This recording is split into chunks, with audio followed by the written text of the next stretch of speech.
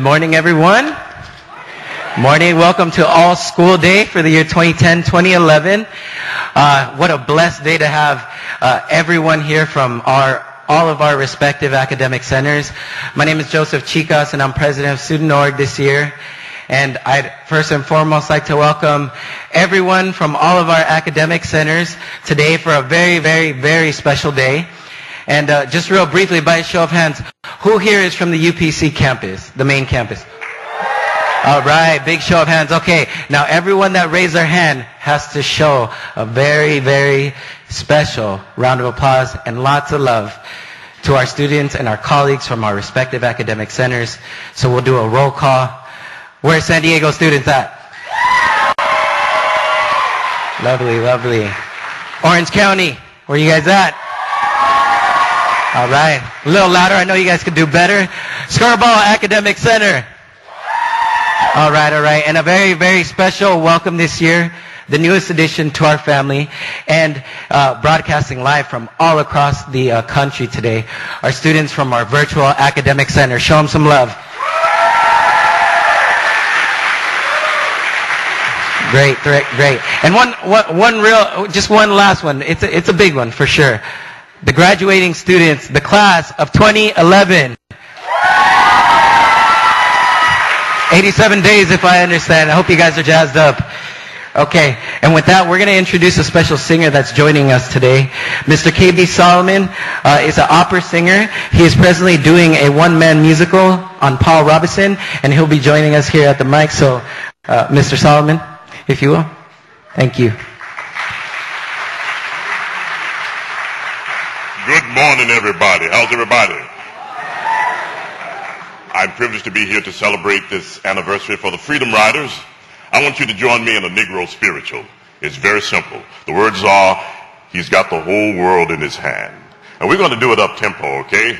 So you can give me the tempo. Here we go. Yeah. He's got the whole world in his hands. He's got the whole world in his hands. He's got the whole world in his hands. He's got the whole world in his hands. He's got you and me, brother, in his hands. He's got you and me, sister, in his hands. He's got everybody here in his hands. He's got the whole world in his hands. Join me. He's got the whole world in his hands. He's got the whole world in his hands. He's got the whole world in his hands. He's got the whole world in his hands. He's got the tiny bitsy baby in his hands. He's got the tiny little baby in his hands. He's got the tiny little baby in his hands. He's got the whole world in his hands. One more time. He's got the whole world in his hands. He's got the whole world in his hands. He's got the whole world in his hands. He's got the whole world in his hands.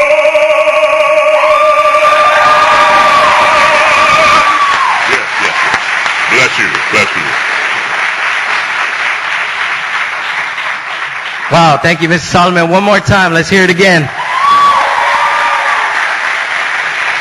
Great, great. So with that, as you know, All School Day is a committee that meets throughout the year. A lot of hard work and dedication goes into this day, and it definitely couldn't happen without the help of students. And so with that said, I'd like to introduce one of the more active members in the committee who was very instrumental in helping this put together. She's a second-year student, so she'll be graduating with us in 89 days. And, and with that, I just want to introduce Mr. Christy Rapar.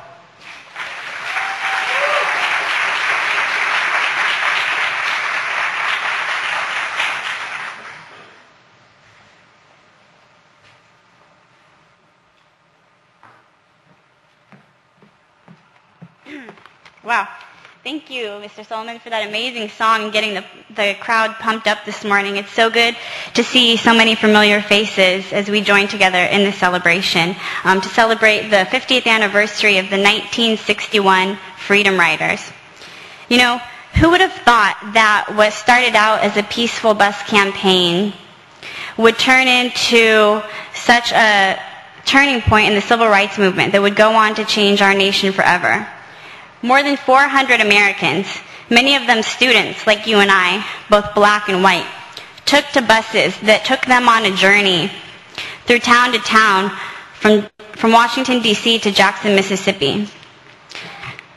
Unsure of what to expect, but willing to risk their lives, even in the face of beatings and death, these freedom riders, these group of young men and women, chose to remain nonviolent, to show others, to show all of us the power in individual action. You know, with everything going on in the world today, especially in Egypt, we're reminded of the power in a nonviolent movement. And we're reminded that unity and strength and persistence of the people can really influence a nation and impact the world. I think back to a speech that President Obama gave in June of 2009. He was speaking to students at Cairo University in Egypt, and he said, "All of us share this world, but for a brief moment in time. The question is whether we spend that time on what tears us apart, or whether we commit ourselves to an effort, a sustained effort to find unity, to find common ground, to focus on the future that we seek for our children, and the respect and dignity of all human beings."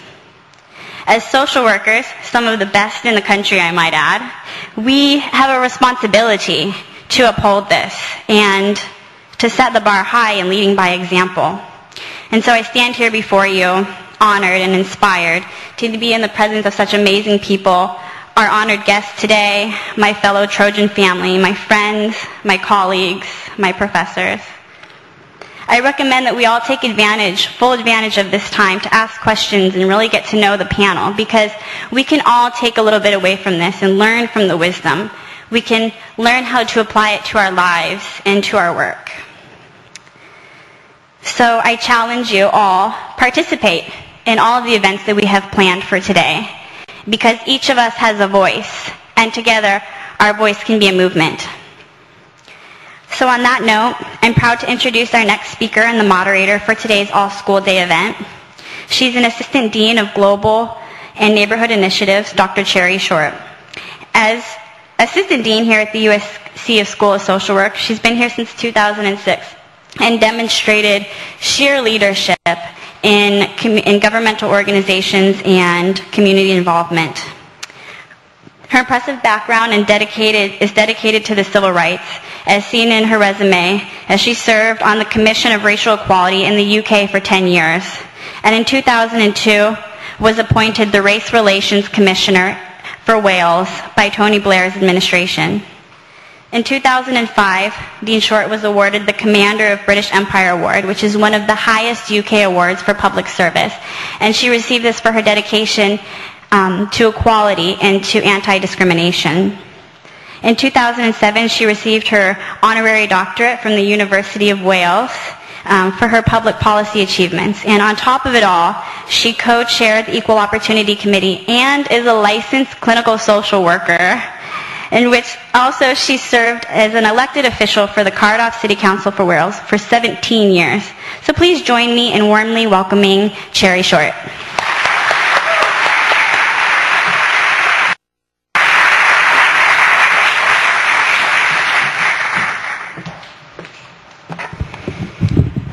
Thank you, Christy. Good morning, everyone. It's so great to see so many people here today. Thank you so much for coming. As Christy has stated, I'm the chair of the All-School Day Committee, and we're looking forward to a great morning. And we started off with a great morning. I mean, what more could we have than such a wonderful singer in our midst that have really stirred us up for the day? But I'd like to take this opportunity in thanking the committee for their help in planning today's program. I'd also like to thank former chairs and previous committee members of All School Day, because without their hard work, this event would never have continued. This year's All School Day will be celebrating, as we know, the 50th anniversary of the Freedom Riders, which we've entitled Life, Liberty, and the Pursuit of Equality. We know that on the 4th of May 1961, 11 members of CORE, black and white, boarded buses in Washington, D.C., with blacks sitting up front and whites in the back. They were confronted by the Jim Crow laws. Directly in a non-violent way, and white racist groups responded to them with violence. We have with us today some great speakers.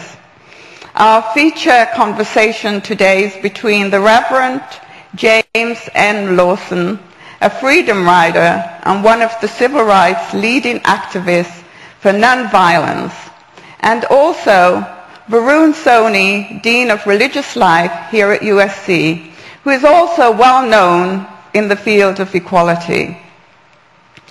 Our panelists today include two freedom riders, Helen Singleton and our own Professor Ralph Furtick, as well as, yeah, give us all a hand, come on, yeah. Thank you. Also, Ray Arsenal, the author of The Freedom Riders, 1961, and the Struggle for Racial Justice, from which this afternoon film was taken from. These individuals continue to be proactive within the struggle of justice and equality.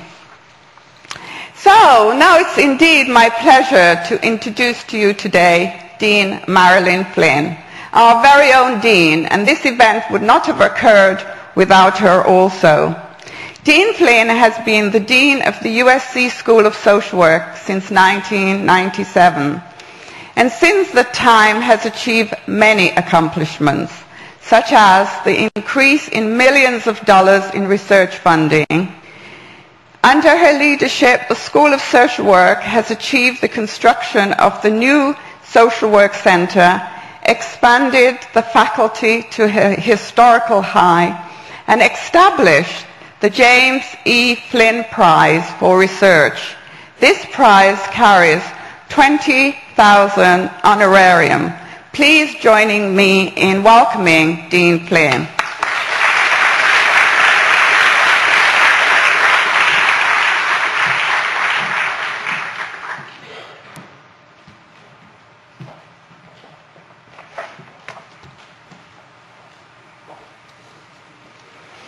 Well, this is our first occasion for meeting in the new Tudor Center, and it's also the first occasion that our virtual academic center students have joined us. So they are out there in the cloud. Hello. And I'm not sure that we said hello to them. Did we, Joseph? And I certainly want to welcome them. We've mentioned before that today there's a revolution in Egypt. It's spreading to Jordan, to the West Bank, to Iran, to Tunisia. There's a fire in the spirit of human rights that's contagious. There's a fire of hope in the Middle East.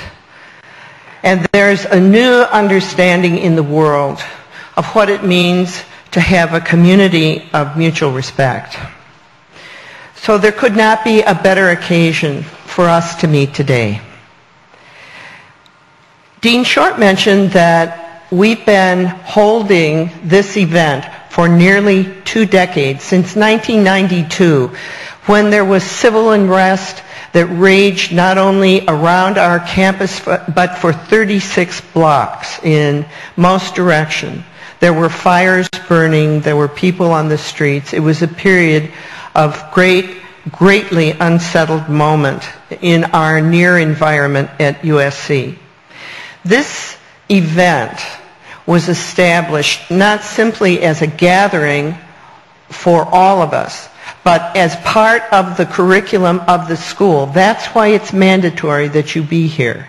Instead of being in your classes, instead of being in your field placements, you are here today as a very special form of learning. We focus in this event on social justice and on diversity. The event is held near Martin Luther King, the holiday honoring Dr. Martin Luther King. And part of what we try to do as we hold this event is to remember how he might have led us, how his words might have inspired us as we face events today that are very much, that are different in form but essentially the same kinds of challenges. I think it's a hallmark of social work, of our profession, that we chose to devote this kind of attention to the subject of social justice and diversity. I want to say also, for us in this room today, it's more important than at any other time since 1983. And the reason is that we are all facing a vast realignment in the shift of resources and powers and responsibility as governments try to hand off social problems from one level to the next without funding.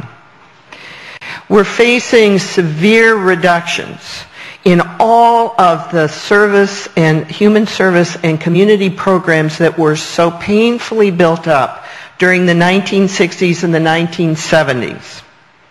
In fact, there's an unraveling, potential unraveling, of much of the progress that was achieved during that time. So what are you here today? You are the force to make sure that as these changes occur, they occur with profound respect for the human beings who are affected by this society.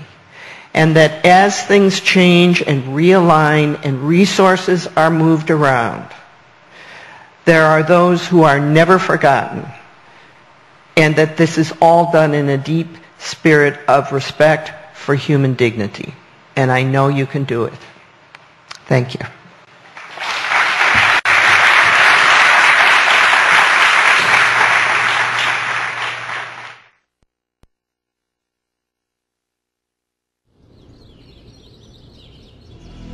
I lived with my family 5 miles out of Anniston on the Birmingham Highway. I was 12 years old at the time.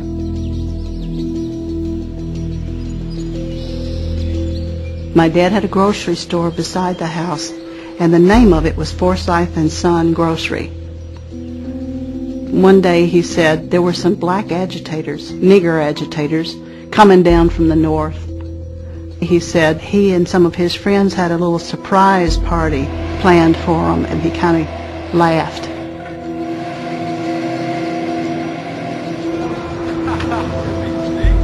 The Southern mind is very complicated. It is a dichotomy.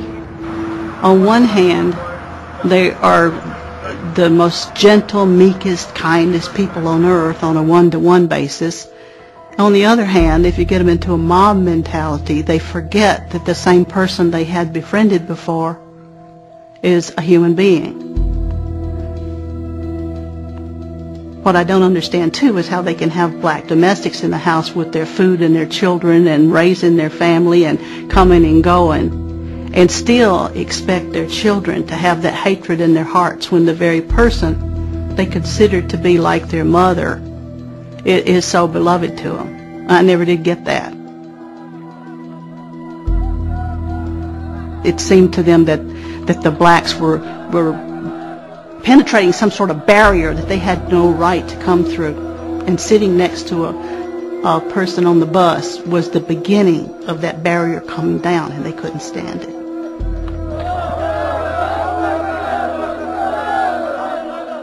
The people who were surrounding the bus immediately were all males, and they were all white. Suddenly I saw an arm come up out of the crowd, a white arm, and it had something like a chain or a crowbar or something like that in it. And he broke out the back window of the bus and lobbed something into the hole. Then the bus broke into flames. They weren't ashamed of what they were doing. They thought it was a social service. You know, this is how you be a man. You know, I'm taking care of you. I'm protecting my women and children. They were proud of it.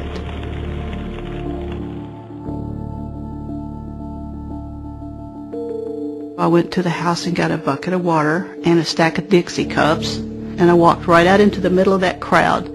I picked me out one person who reminded me of Pearl, the woman who helped raise me. I started with her. I took her a glass of water. I washed her face. I held her. I gave her water to drink. And as soon as I thought she was going to be okay, I got up and picked out somebody else.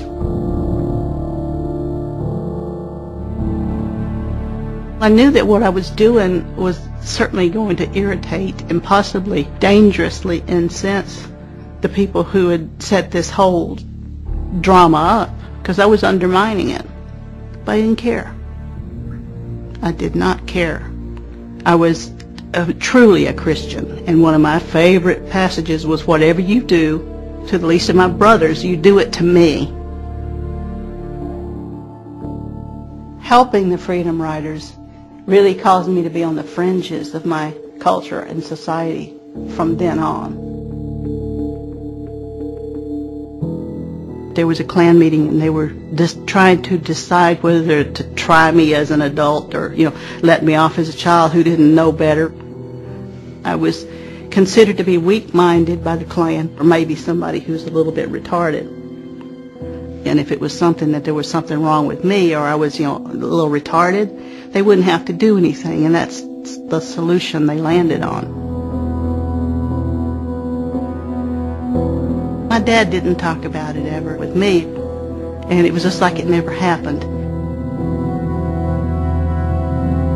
Later on, when Pearl was on her deathbed, I said, "Pearl, tell me something." My dad never got over being mad at me about that bus, burning bus, did he? He never got over being mad that I carried water to those people. And she said, "No, child, that's not right." Said, "Mr. Richard told me that he'd never been prouder of you than he was that day."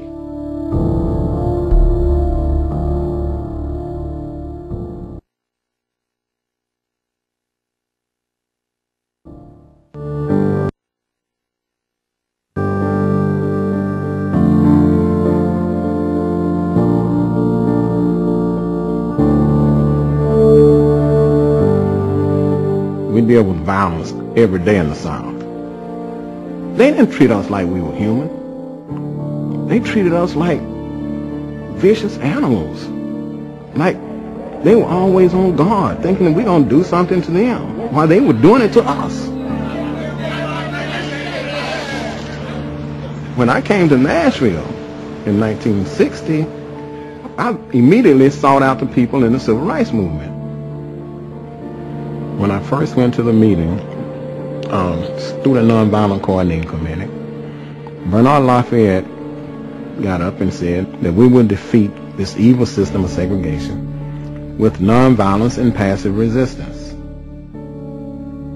I had never heard of passive resistance.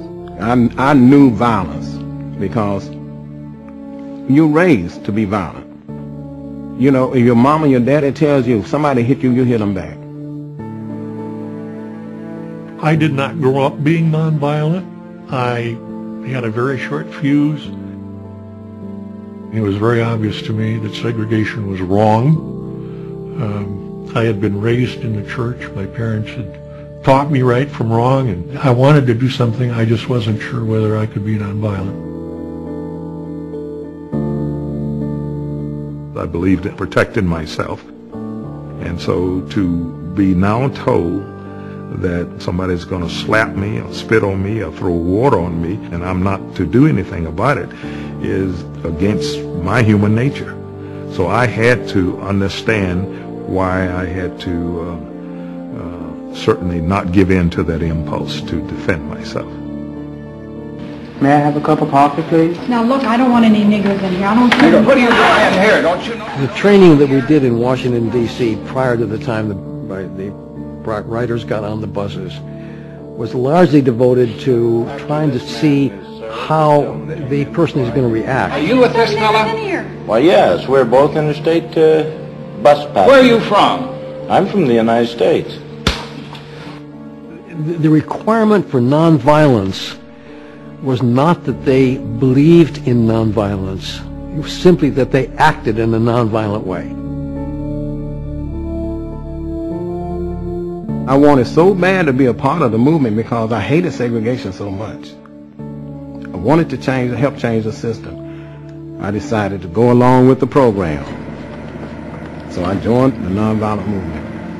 It's remarkable that during the rides themselves, they remained nonviolent. There was an absolute ability to control themselves. I did not believe in nonviolence, but it worked.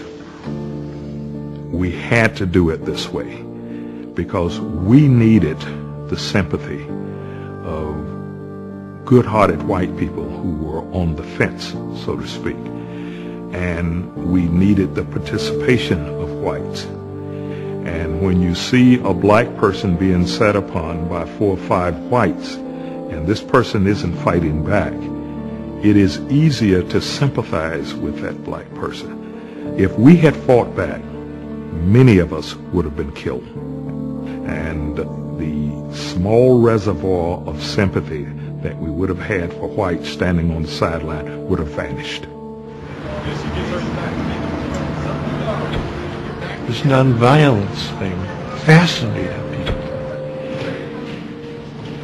The reality that it could bring about change and constructive change, to me, is what really was the difference and the ultimate impact of the Freedom Rides.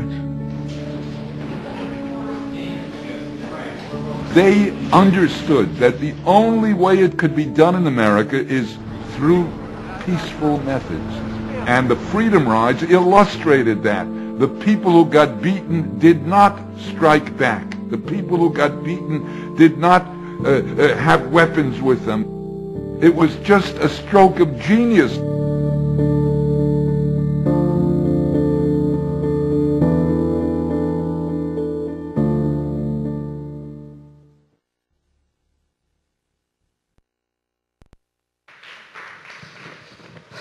So today we're celebrating the 50th anniversary of the Freedom Riders, but of course our hearts and our minds are with the people in Egypt, on the streets of Cairo and Alexandria. I come from a family that was very active in the nationalist movement in India. My great-grandmother was close with Mahatma Gandhi, so I grew up hearing about the success of nonviolence. But there are a lot of critics of nonviolence who say in India it wasn't Gandhi who ended British rule, it was Hitler, it was World War II. Given your experience with nonviolence, both in the civil rights movement and what you see in Cairo today, what do you say to such critics who question the efficacy of nonviolent non-cooperation?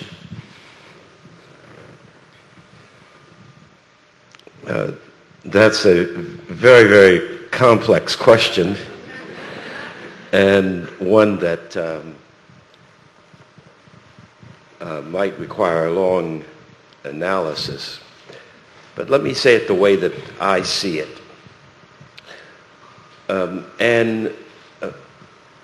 Many fields of discipline in the academic world, political world, historic world, have not caught up with the 20th century. Gandhi considered himself a social scientist and considered his life an experiment, and the laboratory, South Africa resistance in the colonial era,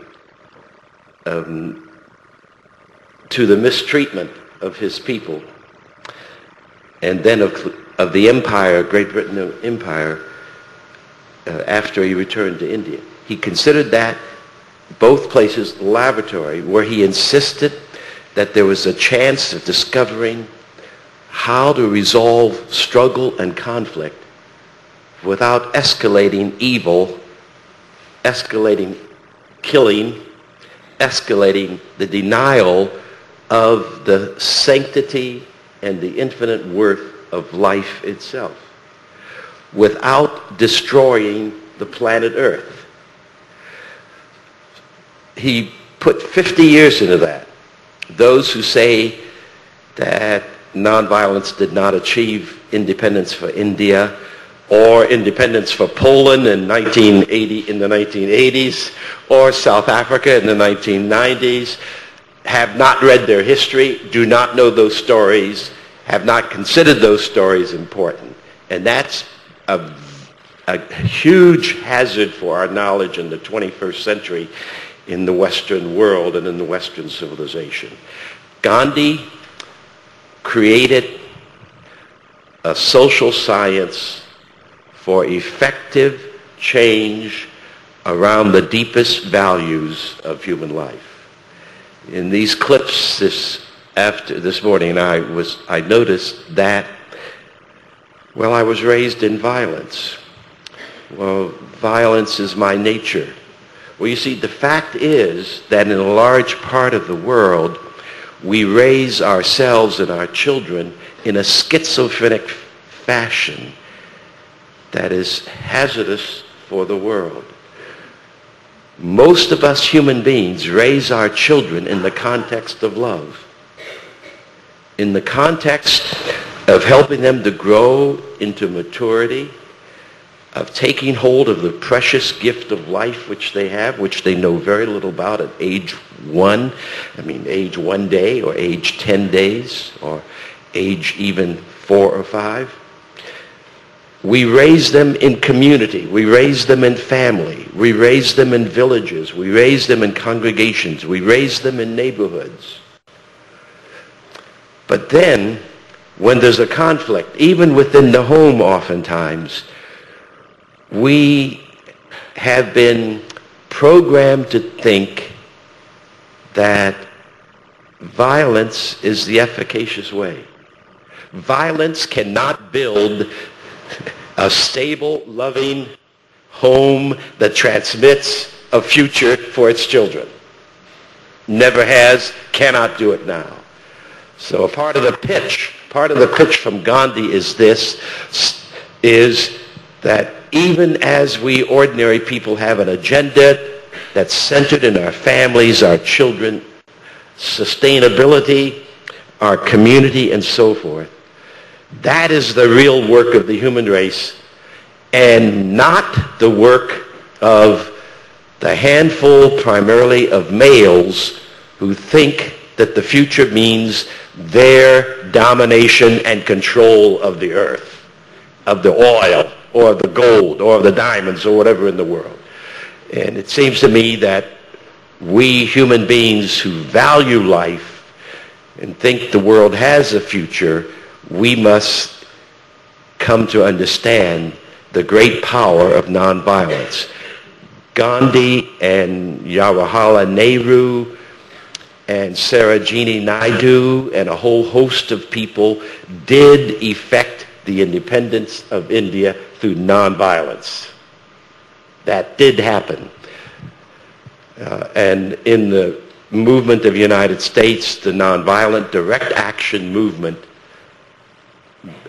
beginning in most impressively with the Montgomery bus boycott, but with other great preliminary efforts that did occur, did effect the imagination of the nation in such a way that we sped up the change against Jim Crow law and against segregation and racism. Now that task is not over by any means. The issues have taken on a 21st century covering that the nation relishes, but the reality is that a massive shift in the American mind, in the American history, did take place in 1960, 1970, 1980. As you know, we're celebrating the 50th anniversary of the Freedom Riders. I want you to take us back to 1961 as one of the Freedom Riders and organizers of the event. I think what we saw was a unique coming together of people across traditional divides of race, religion, socioeconomic status, and gender. Tell us a little bit about the young people who came together for the Freedom Riders and how you envisioned it in terms of social organization and how it was a unique demographic for a social movement. Well, the 1961 Freedom Ride was the third major campaign in an emerging movement that is loosely called the Civil Rights Movement.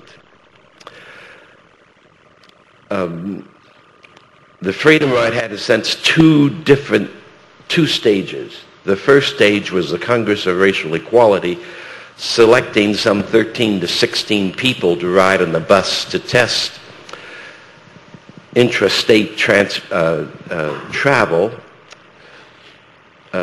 whether or not segregated waiting rooms on the bus lines were being removed in the cities and whatnot. That was one phase of the Freedom Ride. It was made up of people from around the country, carefully selected by the Fellowship of Reconciliation and the Congress on Racial Equality. That enterprise was supported by great numbers of us. I sent the letter of recommendation to CORE for John Lewis, who became one of the original people, was one of my folk out of Nashville. That drive moved effectively until it reached Anniston, Alabama, and Birmingham, when it was met with the scenery and the film, and when it was met with massive violence. That was the consequence not only of the White Citizens Council, but of the police departments, also with the connivance of the FBI, that also had people in Alabama and knew that was being organized and all. As that happened, then that phase of the Freedom Ride would have ended, except in Nashville, we had perhaps the strongest campaign of direct action that had begun in 59-60, where I did systematic training in nonviolent strategy and struggle, its history, its theory, lessons out of the United States, which historians don't pinpoint at all in most of the books. Agitation, protest that is of a peaceful character. We have a rich history in the United States.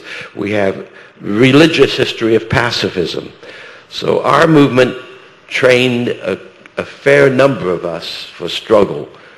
And one of my theories that I gained from Gandhi was this, that when your enemy in social struggle explodes in violence against you, you have to stand back and reflect upon it, and you have to figure out a way to either go through it, around it, over it, under it. But you must not allow the enemies of freedom and justice to use violence as a way then of stopping a peaceful movement, a peaceful assembly. So we in Nashville had extensive heart searching, and as this occurred, we determined that we would pick up the ride and continue it and all. And so began the second phase. So by doing that and by saying we were going to do it, and then recruiting people from our own midst, from Nashville, to go to Birmingham to begin to get on the bus to go to Montgomery, we gave it new life. I had Diane Nash, who was our coordinator for our campaigns in Nashville, to call Martin Luther King Jr., to call Robert Kennedy, the Attorney General of the United States, to call Jim Farmer, who I knew also, of CORE, and inform them that the Nashville struggle was picking up the ride. We could not permit white mobs with the connivance of state governments to stop this peaceful drive. So as that happened, then it took on a new momentum. SCLC came back into it. Congress of Racial Equality came into it.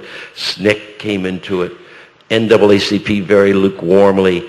We established a coordinating committee. We began to send the word out across the country. And so then people came from all over the country. Most of us were all relatively young. I think I was 32 maybe. Others, many were continuing as students. But in that period, excuse me, in that period, we were all people who had been impacted by the creative struggles of people for social justice, and so we wanted to be a part of it.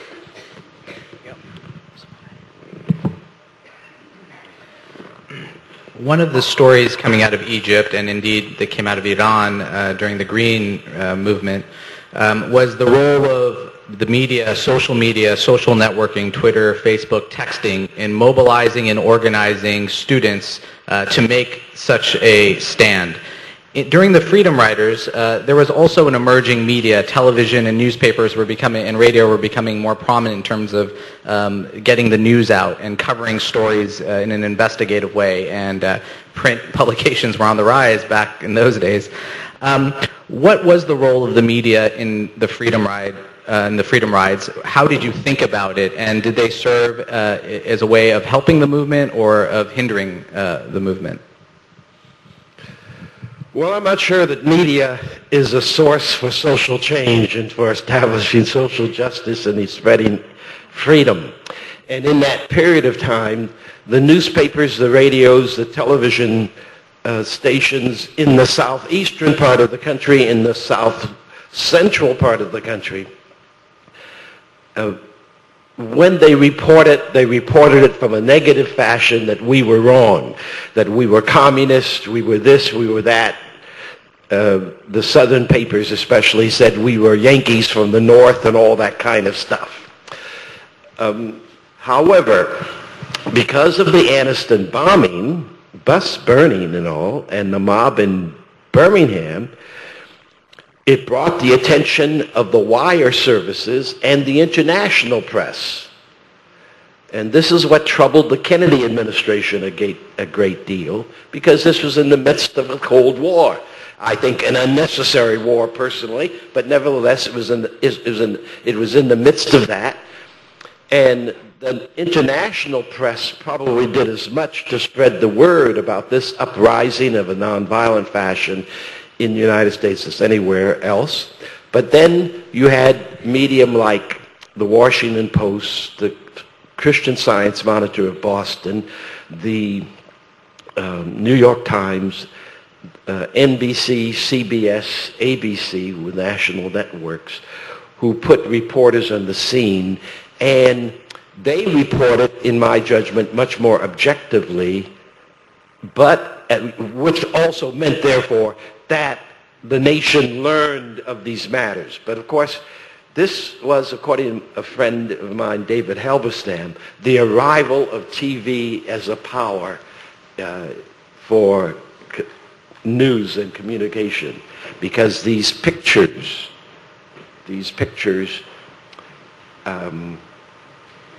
had an impact upon the mind of America that very often the print did not have.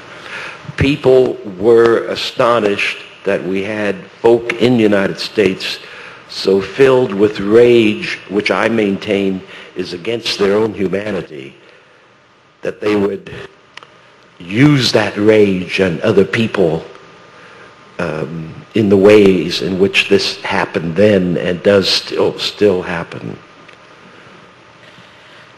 I'm going to ask one more question, then we'll open it up for questions and answers.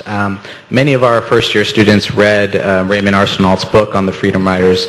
This happened 50 years ago.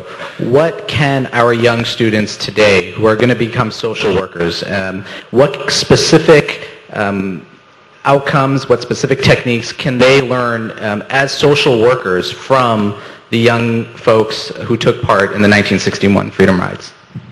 Well, actually, nonviolence is a very complicated understanding in science with a great deal of fact and evidence gathered across centuries, in fact. One of the aspects of nonviolence that to me is critical is that each person can become a center of compassion and care and idealism in the world. So the most important, I'm not going to say the most important, but a critical factor is, if you're going to be a social worker, treat all of the folk you're engaged with dignity and respect. Treat them as a fellow human being. Don't be misled by the differences in maybe culture, language, religion, color, size, temperament, size of learning, or any of that. Treat every person as one who requires respect. One of the explosive reasons for the movement of direct action in Orangeburg, South Carolina, or in Montgomery, Alabama, or in Tallahassee, Florida, or the Freedom Ride was the issue of dignity. We black folk, in traveling around the United States, and it was not just the South, but that was where the greater agony lay, we were mistreated and treated inhospitably without any excuse or reason. And this was pressed home in so many different ways. So our demand for dignity, being treated as fellow human beings, was a major passion for the development of the movement in the 50s and the 60s. In Memphis, Tennessee, if any of you know that story, at the sanitation strike, these 1,300 sanitation workers chose as their motto, "I am a man." And I think very often in the United States, we still haven't recognized the necessity of our treating one another with respect and dignity. So everyone can begin at that point. Be on the side of equality, liberty, and justice for all as a social worker. Thank you. I now invite our students to ask questions. I ask that you come up to one of the microphones in the front so we can pick up the question for video and for the virtual community.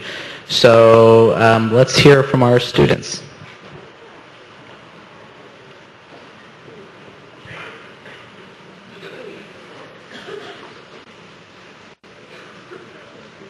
Yeah. Yes. Hi, my name is Jasper. I'm from the San Diego Academic Center. And my question is, do you have guidance or wisdom for us on how to deal with, at best, ambivalence and at worst, apathy, even in the communities, for example, in the lesbian, gay, bisexual, transgender, queer questioning or community? There's a lot of apathy or ambivalence about, it doesn't matter, we're never going to be able to be equal or married. Certainly this exists in all struggles for equality. How do you address that and combat that, for lack of a better word, in a nonviolent way and inspire, in fact, that empowerment? Well, the generation of students of the 1960s were called the silent generation. They were not actively engaged, but what was necessary was to find the sparks whereby students were prepared to put their lives on the line. And that's what happened. I do not like the word apathy to be applied to people. We have a society, I think, that in large measure wants us not to take a vital interest in ourselves and in our families, and to think that we are subject to the powers that be. Whenever you begin to genuinely organize, mobilize, teach, encourage, lift, any group of people, they're going to begin to respond.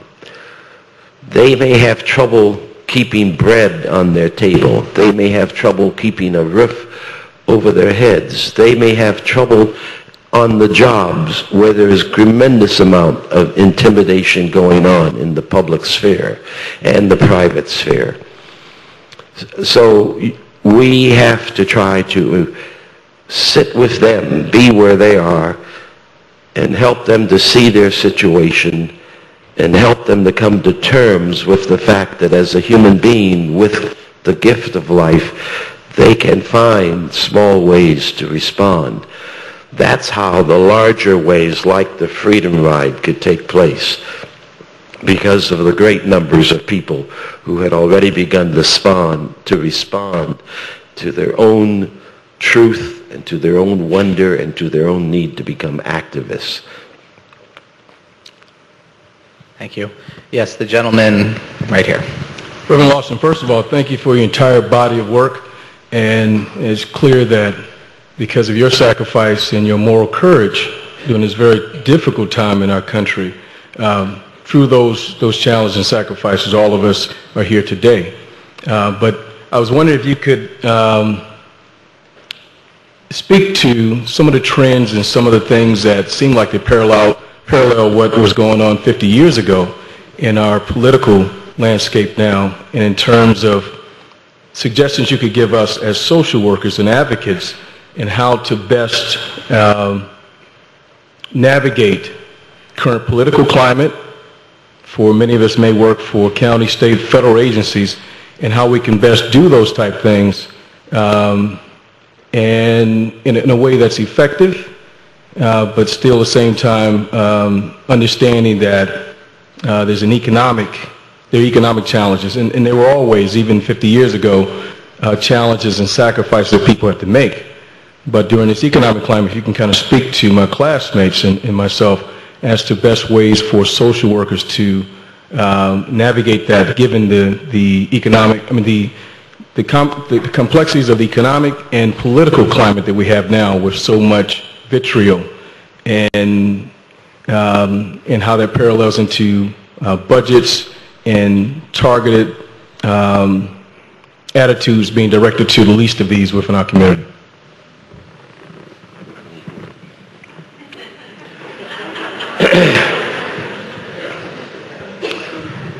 Well, what you describe is a major reason why we had the movement of the 50s and 60s, the working people's movements of the 30s and 40s in the United States, the women's movement of 1914, 17, 1920. The political arena wants us to believe that you do your duty when you vote, but voting in the last 200 or 300 years around the world has not been the major way in which creative changes have come about. Most of your parents and grandparents benefited from the three movements in the United States that I've just mentioned. These movements were the better political movements because they worked on the mind of America about the social, economic, political conditions that were subjecting so many people to hurt and pain. So what we did in what we call the civil rights movement, and what was done in these three movements, must come alive again in the 21st century in a fashion that will make the Egyptian experience of these last few days pale in significance. Because the heart of much of what is going on in our world today comes from Western civilization and from the United States in particular. Not as an angel of mercy, but as an angel of control and domination. We Americans do not want to face that. We want to believe that we are exceptional and that we have only good intentions. Well, the road to hell is paved with good intentions. So the thing that I say is that be social workers. I maintain, don't try to imitate the Freedom Ride or the sit-in campaign or the Birmingham campaign or the Albany, Georgia campaign or the Little Rock 9. Don't try to imitate that. You live out of your own ethos, and you try to find ways by which in your work with ordinary people, you sow the seeds for the 21st nonviolent revolutions that can move the interest of our governments and of big business away from the Middle East and away from oil to the welfare of 310 million people on these shores. That's our task, it seems to me.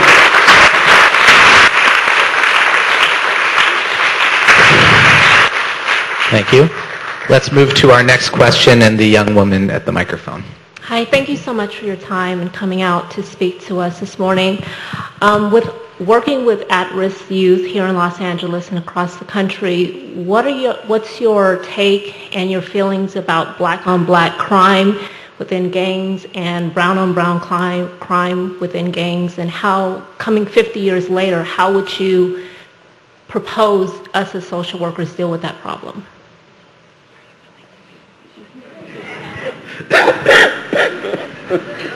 Big questions.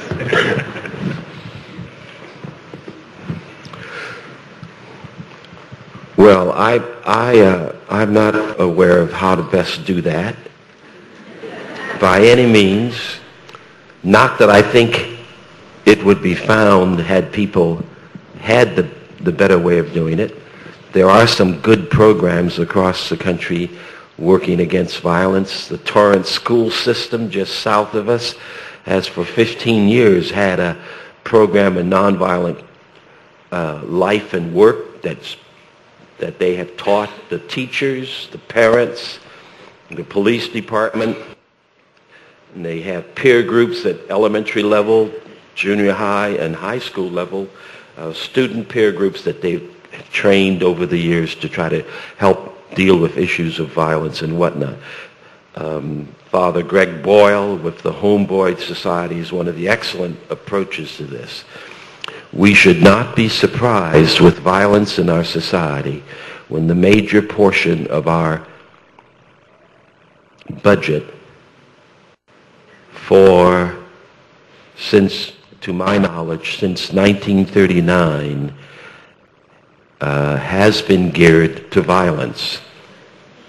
And where we've had war after war, pretty largely instigated by our country, and where today we have over 800 military bases in over 130 countries, and air fleets and naval fleets on every ocean, and where we are putting still huge amounts of money for scientific research and technology in how to best make weapons of mass destruction.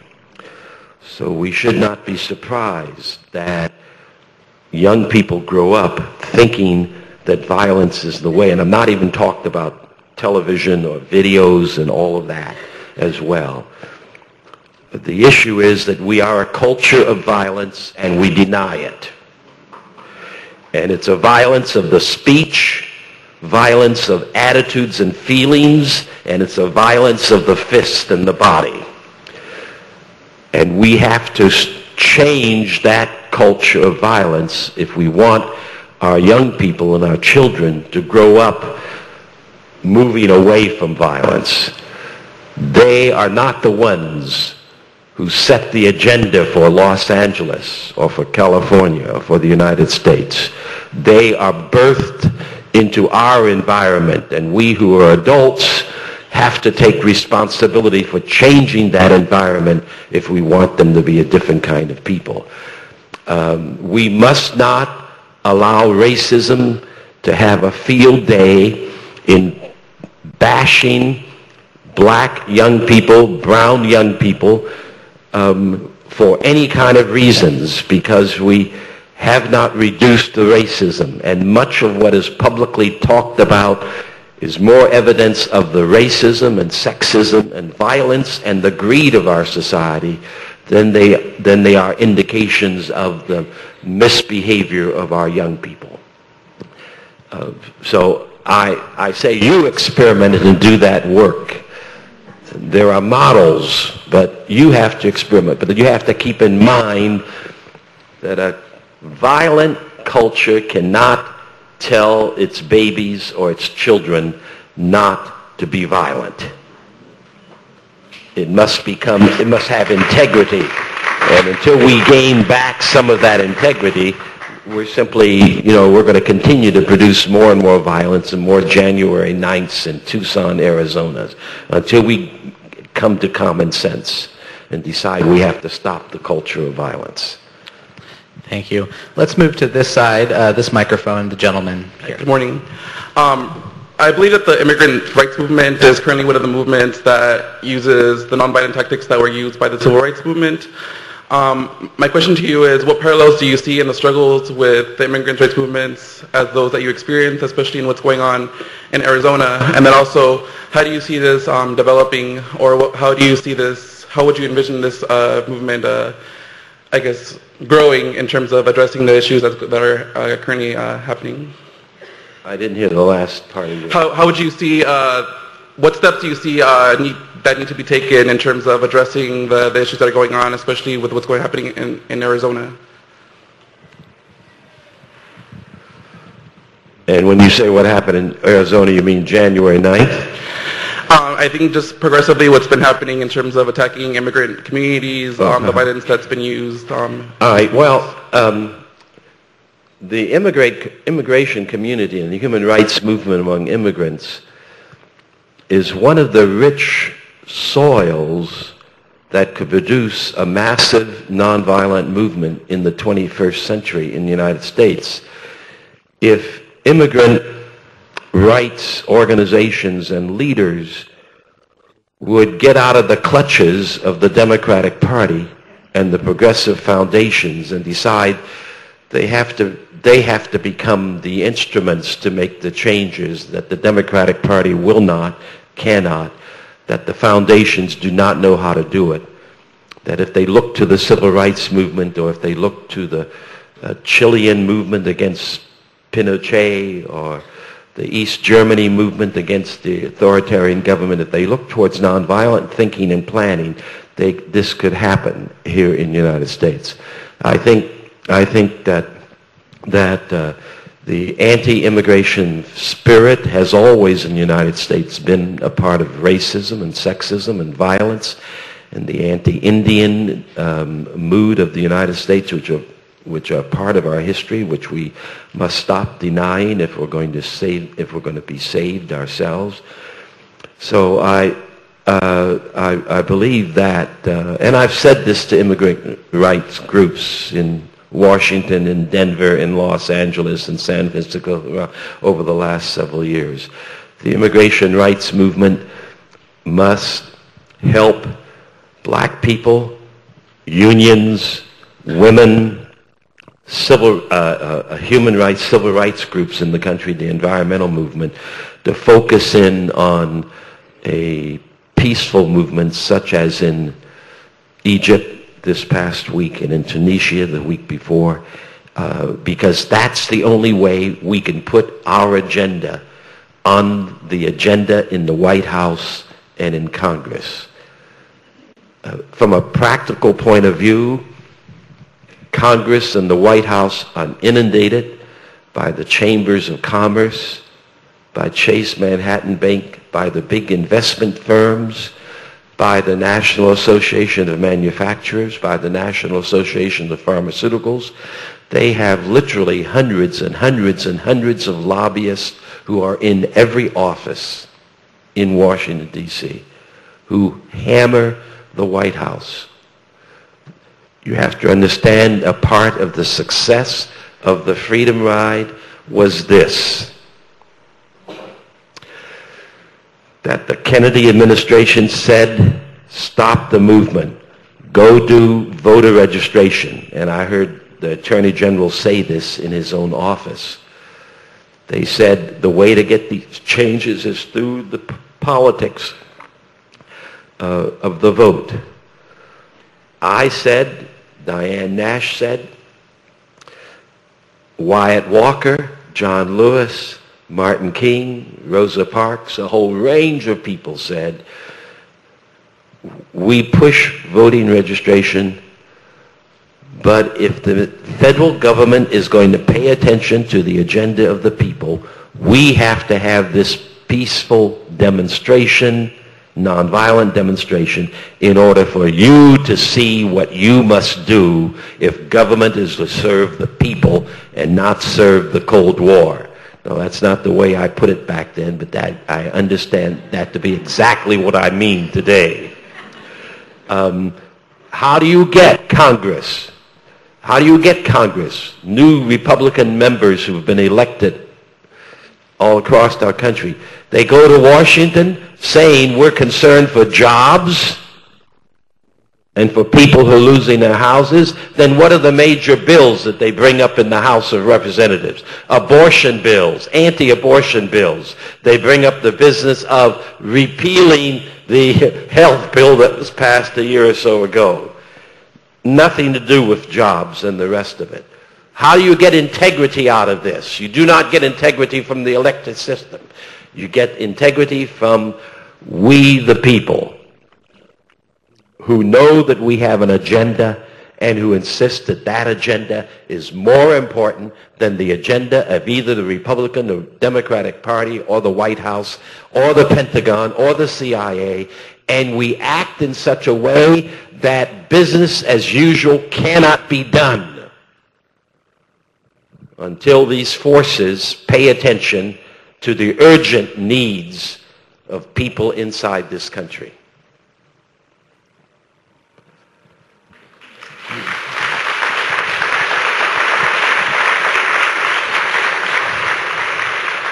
We have an action-packed day, and we're on a tight schedule, so there's time for just one last question, and then we'll wrap up this session. And let's hear it from the young lady at the microphone. Well, I had two questions. One is actually from the VAC, a student from the VAC, Jane Polkinghorn. And her question is, what do we do when we feel the minority puts down the majority and reinforces the original bias? Explain that to me. I have no idea. It's not my question. I can ask mine. I can explain that better. All right. My question is, what is your take on the role of aggressive resistance in the movements for freedom in India and in Egypt? Because those are primarily what we see. We've talked a lot about nonviolence, and I think that's incredibly important. But what is the role of aggressive resistance in these movements to get some kind of results? Well, you don't think that Egypt itself is a sort of laboratory that demonstrates how collective behavior demands and uniting in the streets? And we had it all centered in Cairo, but you had millions of people in streets in the cities all over the city, all over Egypt, not just in Cairo, who were demanding essentially the same thing. You don't see that as one model of what can take place to bring about change, and you want to call it aggressive resistance, whatnot. I don't know the difference in those terms, because nonviolent resistance can be aggressive. The people who attacked these buses were people who thought that the nonviolent approach was aggressive and unruly, and thought that it was un-American, and felt that you had to use their violence to stop it. So I'm not sure, if you want to say taking direct action, which is the term that nonviolence talks about, then it seems to me that Egypt and Tunisia have shown the power, the untapped power of nonviolent action. Because it means that people come together in a massive form with a common design, a common concern. Nonviolence is not just about refraining from hitting back when hit or responding to an insult when insulted. Nonviolence is insisting that you use the power of life, you use the power of love, you use the power of compassion, you use the power of equality to effect the changes you want. That there's no other way to achieve a better human being, a better family, a better community, a better state, a better nation than using the how that's commensurate with the what it is you want and expect. The methodology and the means are interrelated in such a fashion that poor means will not create the change we want. We've poured, I guessed in one of my reflections recently, since World War II, we have poured perhaps 28 to 32 trillion dollars in military purposes and wars out of the United States alone. And I have watched the violence in our own nation and our violence in the world escalate rather than decrease. The drive on the part of Western civilization to demand that the decolonization process will be managed and controlled by our plantation capitalism is stronger than it was 50 years ago. So that 28 to 30 trillion dollars, had half of it been used to eradicate illiteracy, eradicate starvation and hunger, to create water systems where people could live with clean water around the world, you would have a far more stable human family, and you would have far more of the symptoms of peace and truth in the world than we have today. If I can say so, and I will say it anyway, we in the United States represent the number one enemy of truth and justice and peace in the world today. I discovered that in the 1960s while being engaged in organizing all across the southeastern part of our country. We must wake up to that reality of what we have actually been doing and begin to turn our human, our financial, our technological, our scientific resources into solving human issues and into healing the earth and healing the human race. If we do not do that, we will continue to allow catastrophic disaster to take over our country and our world. So I pitch nonviolence not simply from a theoretical point of view, but from the history, from the evidence of the history of the nations of the world, that violence produces violence, hatred produces hatred, that in the long run, we human beings building community, using the means of community to build community, are the only hope for ourselves and for our world.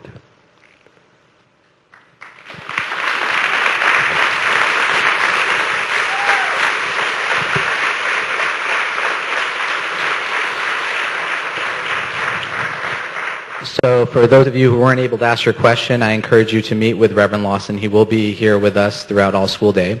And please join me one more time in thanking the extraordinary Reverend James Lawson.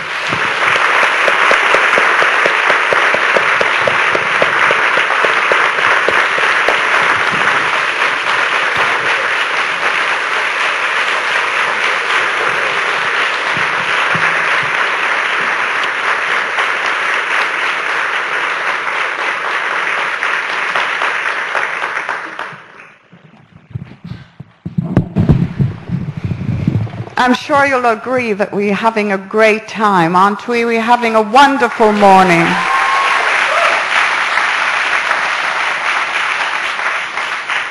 what better way to learn than to learn from people who have been there and who have done these things?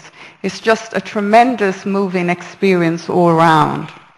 So again, I'd like to thank Reverend Lawson, but also Dean Soni. He's helped us tremendously to make this day a great success. So again, let's give him one big hand of applause. Thank you.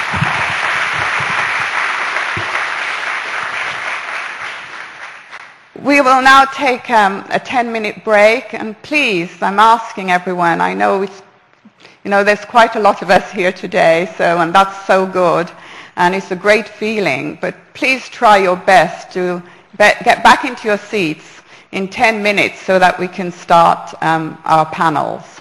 So 10 minutes, please. Thank you. We shall